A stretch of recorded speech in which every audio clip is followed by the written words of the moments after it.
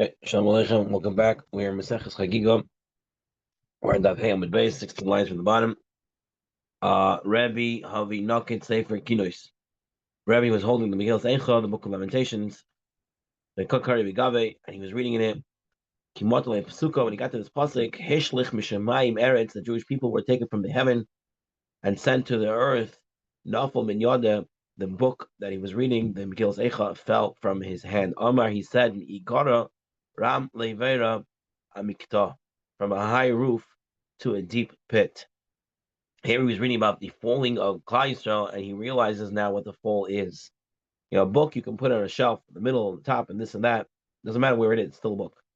But if it goes from the top and it drops and it falls, and the Maharsha understands it to being falling into a deep pit, what happens to the book? The book gets ruined. The book gets damaged. So to Klal Yisrael, they're either the top or they're only on the bottom. And when they fall, it's a huge fall. And the harder they fall, the taller you are, the harder they fall. And it is a lot worse. But the Even Yaakov sees a little bit of a consolation in this, because we know that when a sefer falls by the Jewish people quickly grab it to pick it up and give it a kiss, right? And Rav Pam would go even further and would say to open and learn from the sefer. And so, although the sefer fell and although the Jewish people fell, because Baruch Hu was going to pick them up very soon, hug them, kiss them, and bring them back to their original station. There's another story in the Gemara. Rabbi Chia. Rabbi and Rabbi Chia were once going on a journey. Shak Levi Ozle has a couple different meanings, just to mention a few. Shak Levi Ozle, they did Shak Levitaria. They would learn on the derech. Shak Levi, they took themselves purposely to go on this derech. Shakl from weighing, they weigh the pros and cons and going on this road. Regardless, Rabbi Rechia were on the journey. They came to a certain town. They said,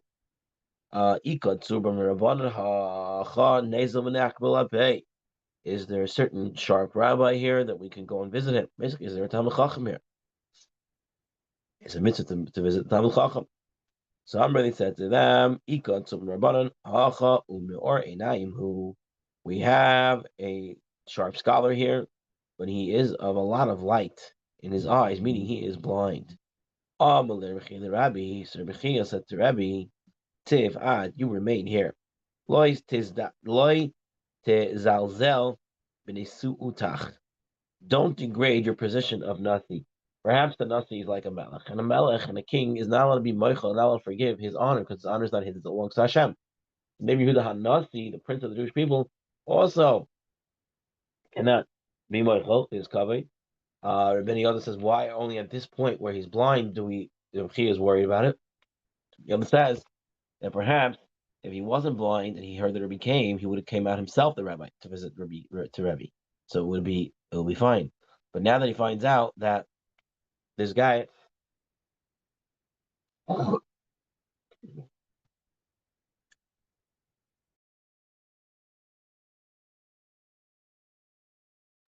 that he finds out that this guy is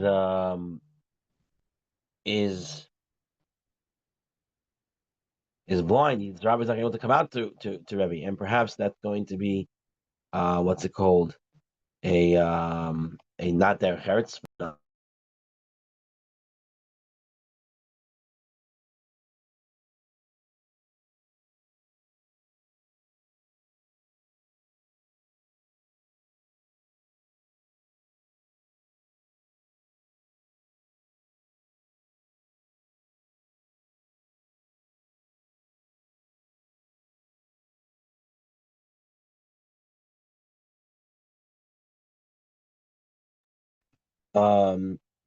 So that's why he was worried at this point.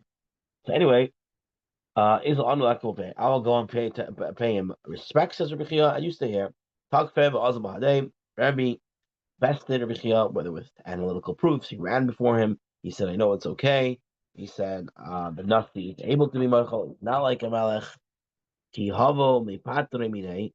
When they were departing from the blind scholar, Amr lehu atem ikbaltem ponim hanirim ve'einan nuru'in. Came to see a person who can be seen but cannot see. To school akbil ponim haroim ve'einan nuru'in. you should be zeichet to see in Olam Haba. You should be able to be pay respects to the one who sees, that's Hashem, but is not seen. So you should be zeichet to Olam Haba, right, and bask in the glory of Hashem. So Amalei, Rabbi said, Iko hashtam menatan mahai birchata. If I have listened to you, I would not come. I would not have gotten this special bracha. Now, why is it such a great thing to go visit a Rebbe?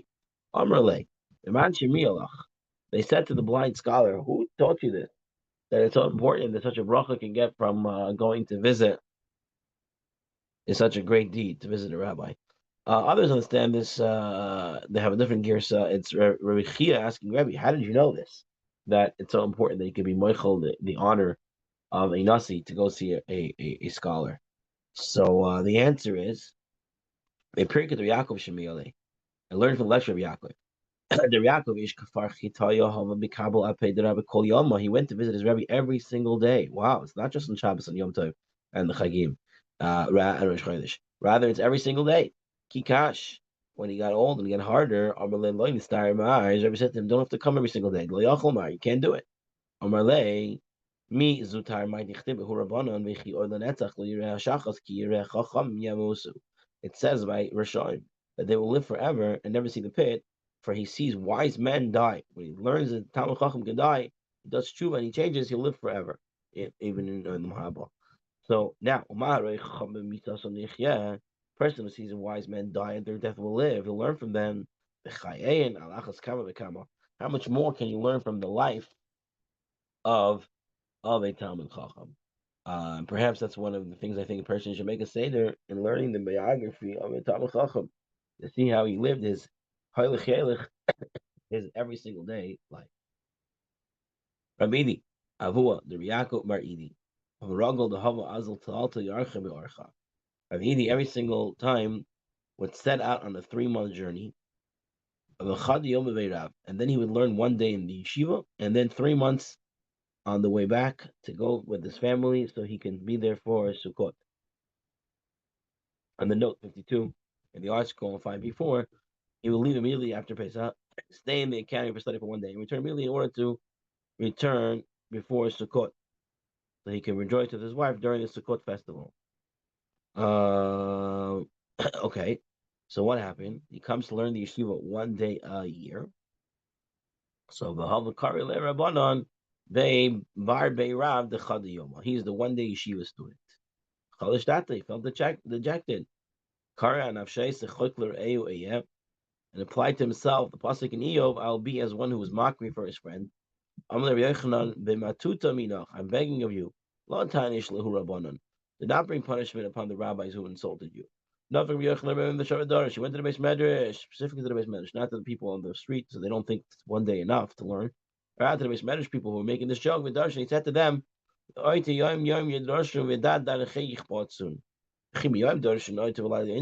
mean only in the daytime and on the nighttime you darshan Hashem.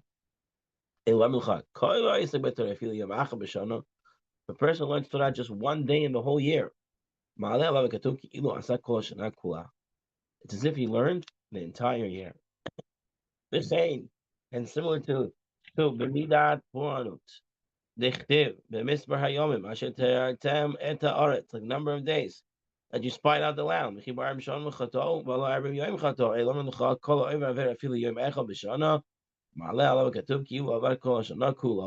Person makes one aver in one day, as if he did the aver in the entire year. So the day is a very important thing. The quality of the Rebbeinu Chanal says that Rav Edi's learning was lishma, and the quality of learning lishma one day is considered as an entire year. But that doesn't mean the person should just learn one day. It means the person should learn every day. But even all the hachana and the preparation for that learning could be counted as part of the learning if that's what his quality and his thought and his lishma is to learn, right? You'd rather be the guy who's at work but is learning lishma, and when he learns with full powers and he was happy to be there. So rather than being the guy who goes to Kolel, but he doesn't want to be there, and he's thinking about the outside world, and he's not happy where he is, and he's learning, but he's learning Shvach, and it's not the same quality. And so here, the Bar Rav, the Chad Yoima, he was a Shiva student for one day. Okay, Now we come to the Gemara. Ezu Katan. We had a question. We said that the father has the mitzvah of chinuch his child. Beis Shammai says from once a child can ride on the father's shoulder, which is about 1 year old. And Beis Hillel said no, from the time the child can hold the father's hand and walk, which is about 2 years old. So I'm asking Rav Zera, Rav Zera says on both of them, Ad Hachaman Atya, who brought him from whichever city in your Eretz Yisrael to Jerusalem? Who brought him to Jerusalem? How did he end up there? So I'm really Abai Ad Hacha. The Mechayev Ima b'Simcha. The mother also has a chiyuv of simcha. Does she really have a chiyuv of simcha? It's a different story. It's a machlokes tanoim. It's a machlokes poiskim. L'maisa, the woman has the husband has an obligation to misamech his wife. And the Pasha's simplest way to learn is that, and the easiest way to do that is to bring his wife with him to Jerusalem. So he brings his wife with the child. So the child, when he's old, he can still feed from his mother. He's almost 2. Feed from his mother. His mother. Once he's there, the mother doesn't go up to be the regel. Only the father and the son can go. So then Mikama Elav. Like the Shita of Reb Beis Hillel. Heshav Rebbe Tachas Beis Hillel Rebbe Shammai. Rebbe objected the half of Beis Hillel to the statement of Beis Shammai.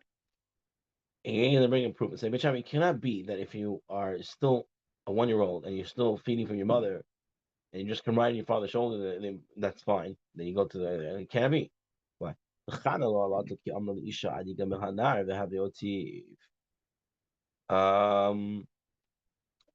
was 1 year old, and Chana, his mother, said to her husband, she said, "Listen, I can't let him go today to be oil regal because he's not yet weaned. So we see he has to be 2 years old. Then he has to be." And if he's 1 year old, he can ride on his father's shoulder, and yet kind of said he doesn't have to go with you. Rabbi's father, Shmuel said, your question should be Tikshel Chana Gufa. Why didn't she come up? Ela me fankuta yeterta chazia be b'Shmuel. V'chasha be b'Shmuel l'chulsha de'orcha. Truth is, Shmuel should have gone up with his father to be oil regal and do the mitzvah of chinuch, but since he wasn't feeling well, so his mother didn't take him. So she didn't come up, and he didn't come up, but not to do the fact that the 1 year old who considered his father's shoulder is not mechuyev in the mitzvah of chinuch. Okay. Another question. Bayer of Shimon, Kalton Chiger, L'Divri Beis Shammai. Where Beis Shammai says you can take the child on the shoulders. But what happens if the child is lame and he can't walk? And he said in the future, he needs to walk to get to the oil regal. Or if the child is blind, Mahu, there's still a mitzvah of chinuch, or there's not. If he's lame now, he's going to be lame forever. Or if he's blind, he's never going to be able to see again. If the gadol is going to be potter, then of course the cut is going to be potter. Like tzricha, rather it's needed only where where it's a child right now who has a problem with his foot, but later's going to get better. Or a child right now has a problem with his eyes, but later's going to get better. He's going to be mechuyev. So, do we have a mitzvah chinuch at the state right now where he would be potter as a gadol, but later on he's going to become mechuyev as a gadol, so we still should teach him now? Or do we say the fact that he's potter right now, if he was a gadol, so therefore he's potter legamre, he doesn't have to be mitzvah chinuch? So, Rabaya, kol hecha the gadol mechayim midaraita, katan mechan chinyan limidrabanan. The hecha the gadol potter midaraita, midarabanan katan nami potter. So basically, the Gemara says you want to teach them the chinuch as way the halacha is. So if the halacha is he's potter, if he was a gadol, then he'd be potter as a katan.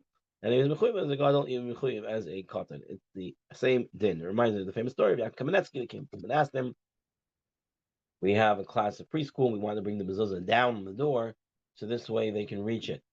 And Rabbi Yaakov Kamenetsky said, no, bring them up, don't pull them down. And when you do the mitzvah chinuch, it has to be the right way. Mitzvah chinuch is not to skew the mitzvah and water down the mitzvah. Rather, do the mitzvah in the correct way. Okay. One last piece of Gemara. Beis Shammai Omer Hariya Shnei Kesef. So you have two of the sacrifices was the Riyah and the Chagiga. So which one should have cost more? According to Beit Shammai, the Ola Riyah, the one that goes complete up to Hashem, should be worth 2, whereas the Chagiga worth 1. Whereas Beit Hillel is the opposite. The Ola should be 1, worth 1, and the Chagiga should be worth 2. 10 Rabbanim. Beit Shammai Emrim Hariyah Shnei Kesef v'Chagiga Ma'al Kesef. Sharia Oila Kula the Gavayat. It's all to Hashem, so it should be worth more. And also, if you find my Shavuot, you have more olot by the Chag of Shavuot than you have of Shlamim. So olot is more expensive, more important. Over hill, I mean, Hariya me Kesef is 1. The Chagiga Shtei Kesef. It's 2 silver mount. Shechagiga Yeshna Lefnei Dibur. Because Chagiga came before the Matan Torah. Masha came Bereia, which is not true regarding Oilas Ria. When the Nisim brought the Karbanis, they brought more Shlamim than they brought Olot. Now, very nice, that's the reasons, but why didn't they learn the other reasons? Why didn't Beit Hillel say like Beit Shammai? So Beit Hillel would say,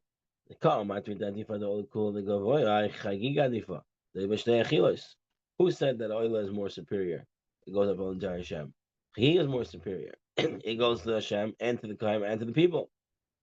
Well, says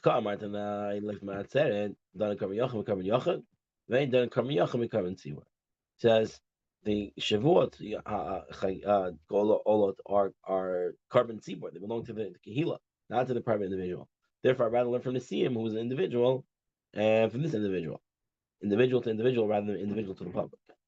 Why didn't Beit Shammai say like Beit Hillel? The Ka'amar Chagiga Adif for the Yeshon Lefnei Adibur.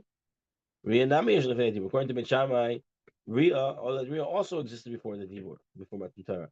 Look at Martin Nelo in the Siyam. And when you say learn from the Nesiim, no. Done and Davar Noig Ladaris, but Davar Noig Ladaris.